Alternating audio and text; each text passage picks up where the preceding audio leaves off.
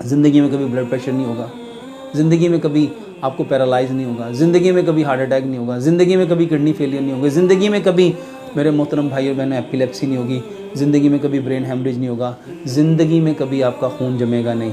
अपने घर में जाओ, जाके सिर्फ किचन पे जहाँ खाना पकते हाथ फेरो, हाथ पे क्या आएगा, और छुपा के कपड़े में छुपा के इसको लाया जाता था, आर महसूस करते थे लोग। अस्सलामु अलैकुम वरहमतुल्लाहि वबरकातुहू। अल्हम्दुलिल्लाहि रब्बिल आलमीन वस्सलातु वस्सलामु अला सय्यिदिल अशरफिल अंबिया वल मुरसलीन अम्मा बाद फ़अऊज़ु बिल्लाहि मिनश शैतानिर रजीम बिस्मिल्लाहिर रहमानिर रहीम रब्बि इश्रह ली सदरी व यस्सिर ली अमरी वहलुल उक़दतम मिन लिसानी यफ़क़हू क़ौली।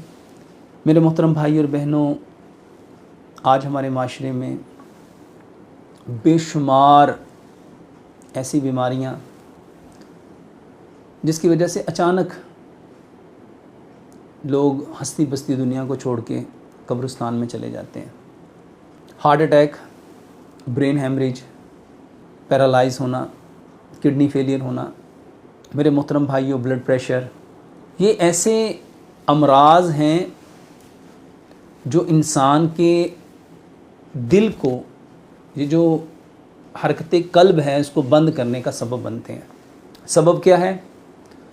नालियों में ब्लॉकेज आ जाना, खून का गाढ़ा हो जाना, और सारी दुनिया इस खून के गाढ़े होने को पतला करने के लिए मेडिसिन खा रही है। खून पतला होना चाहिए, INR जो इसका है, इसका वो नॉर्मल रहना चाहिए, और उसके लिए सुबह दोपहर शाम दवाई दवाई दवाई दवाई दवाई दी जा रही है। क्या कभी किसी ने ये सोचा खून गाढ़ा क्यों होता है?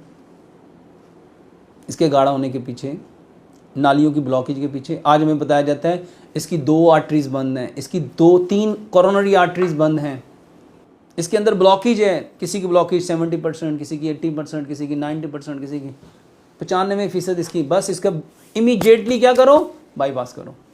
मेरे मोहतरम भाई और बहनों, कभी ये सोचा ये क्यों बंद है? जिस इंसान को अल्लाह ताला ने कसमें खा खा के कहा वत्तीन व ज़ैतून व तूर सीनीन व हाज़ल बलदिल अमीन, फिर कहा लक़द ख़लक़नल इंसाना फ़ी अहसनि तक़वीम, बनाने वाला अहसनुल ख़ालिक़ीन और बनने वाला अहसन तक़वीम, फिर उसकी नालियाँ बंद क्यों हैं? उसका सबब है, उसकी वजह है, उसके पीछे कोई रूट कॉज है। वो असबाब को जानना था, उसको ठीक करना था।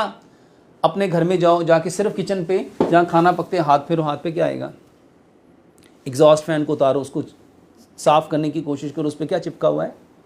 ये आपका कुकिंग ऑयल है। ये कुकिंग ऑयल नहीं है, ये आपके खून को गाढ़ा करने का वो केमिकल है जो पूरी मोनोपोली के साथ आप लोगों को दिया जा रहा है। पीछे चलो 50 साल, मेरी दादी अक्सर कहा करती थी, बेटा हमारे दौर में ये जो डालडा ऑयल आया ना, तो इसको लोग विलायती घी कहते थे, और छुपा के कपड़े में छुपा के इसको लाया जाता था, आर महसूस करते थे लोग, शर्मिंदगी महसूस करते थे कि हम ये खाते हैं, और आज उसको फख्र से टीवी पे कमर्शियल से बयान किया जाता है।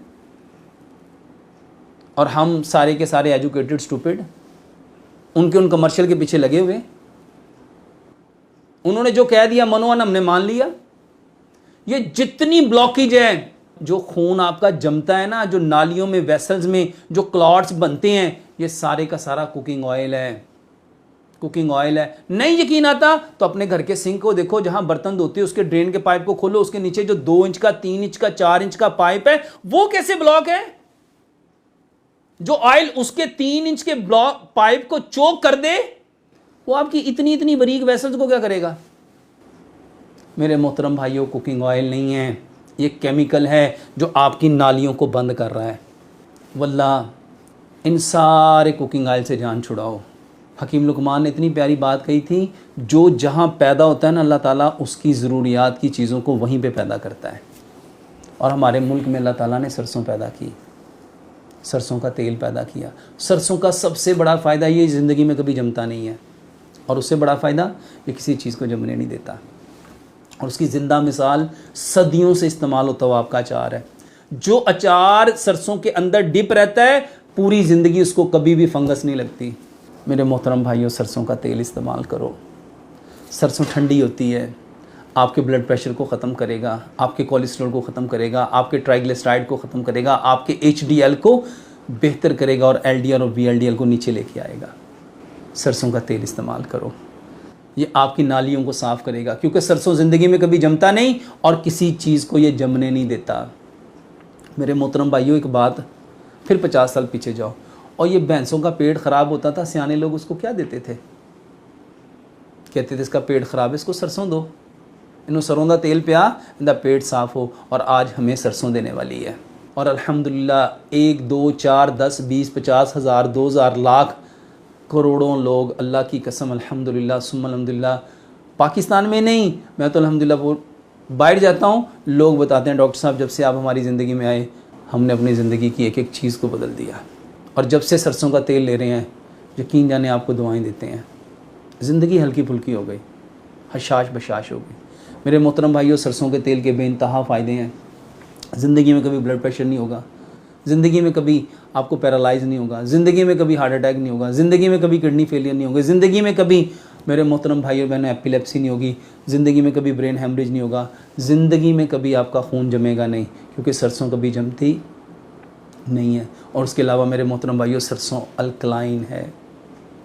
अल्कली जब एसिड से मिलती है उसको न्यूट्रल करती है। ये एक दवाई है, ये एक रेमेडी है, जिसको पैदा किसने किया है? खालिक़ कायनात ने। किसके लिए किया है? इस हज़रत इंसान के लिए। अनफॉर्चुनेटली हम इन चीज़ों को भूल गए। हम स्टेटस सिंबल के पीछे, अपने स्टेटस को अप करने के लिए हम अपनी असल को छोड़ बैठे। ये सरसों का तेल, हमारे माशरे में सरसों है, अरब के अंदर जैतून है, क्योंकि ये पाकिस्तान गर्म पानियों की ज़मीन है, ये नमी वाली जगह है, तो यहाँ पे हमें सरसों इस्तेमाल करनी चाहिए। सरसों के अंदर 80% प्रॉपर्टी जैतून की है। आप इस्तेमाल करके देख लें, अमल करके देख लें, आप यकीन माने हमेशा मुझे दुआएं देंगे। अल्लाह से दुआ करते हैं अल्लाह सुब्हानो ताला सबसे पहले इस्लाम को समझने की, समझ के अमल करने की, और अमल करके इस खूबसूरत पैगाम को इस कायनात के अंदर बसने वाले जितने कच्चे पक्के मकाम इंसान उन तक पहुँचाने की तौफीक अता फ़रमाए। वमा अलैना इल्लल बलागुल मुबीन।